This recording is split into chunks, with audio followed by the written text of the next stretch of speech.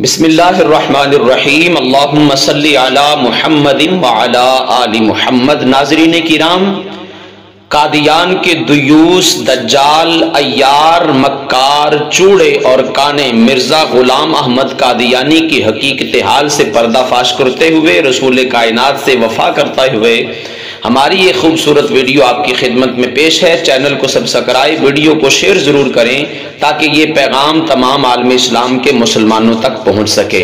ناظرین کرام، جس طرح مرزا قادیانی کے فرسودہ عقائد سے آپ بخوبی واقف ہیں اور بہت ساری ہماری ویڈیوز کے ذریعے سے آپ کو پتہ چل سکا ہے، لیکن آئیے مرزا قادیانی کا مذہب جو ہے وہ انگریز حکومت کی اطاعت اور فرما برداری ہے، اور آئیے اس کا حوالہ ہے شہادت القرآن اور روحانی خزائن میں یہ بات موجود ہے کہ حکومت برطانیہ کی اطاعت مرزا صاحب کے مذہب کا ایک حصہ ہے۔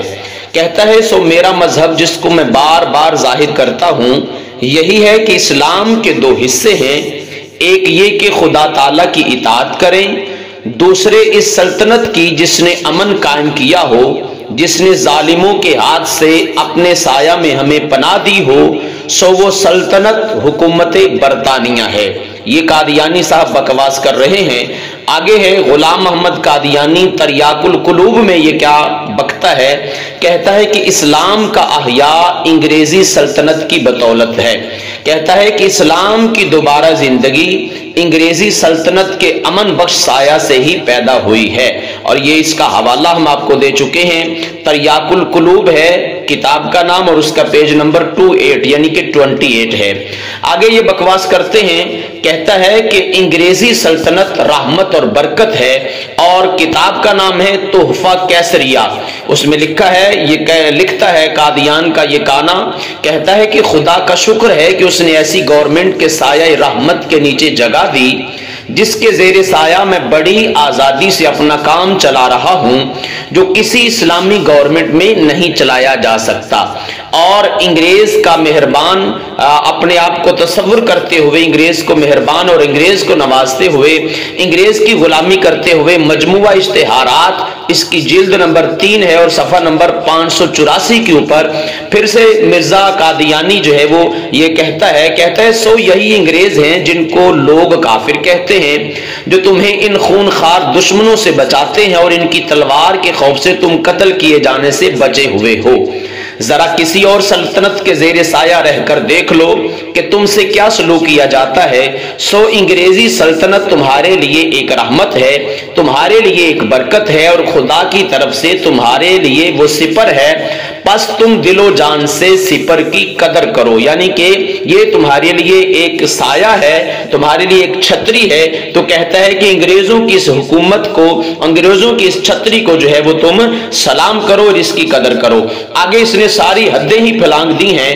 کتاب کا نام ہے تریاق القلوب اور اس کا صفحہ نمبر 28 ہے، اور روحانی خزائن میں بھی یہ بات موجود ہے۔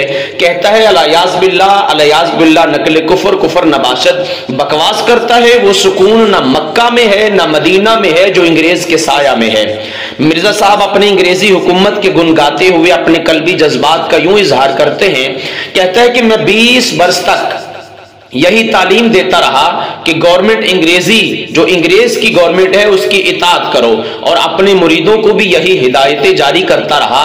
تو کیوں کر ممکن تھا کہ ان تمام ہدایتوں کے برخلاف کسی بغاوت کے منصوبے میں میں تعلیم کروں، حالانکہ میں جانتا ہوں کہ خدا تعالیٰ نے اپنے خاص فضل سے میری اور میری جماعت کی پناہ اس سلطنت کو بنا دیا ہے۔ یہ امن جو اس سلطنت کے زیر سایہ ہمیں حاصل رہا ہے، یہ امن نہ مکہ مکرمہ میں مل سکتا ہے، نہ مدینہ منورہ میں مل سکتا ہے، اور نہ سلطنت روم کے پایہ تخت میں مل سکتا ہے۔ الیاذ باللہ نقل کفر نباشت۔ حاضرین کرام، یہ وہ پاک شہر مکہ المکرمہ اور مدینہ المنورہ جن کی قسمیں رب تعالیٰ نے جو ہے وہ قرآن پاک میں کھائی ہیں، اور فرمایا جو حرم میں داخل ہو جائے گا اس کے لیے جائے پناہ ہے۔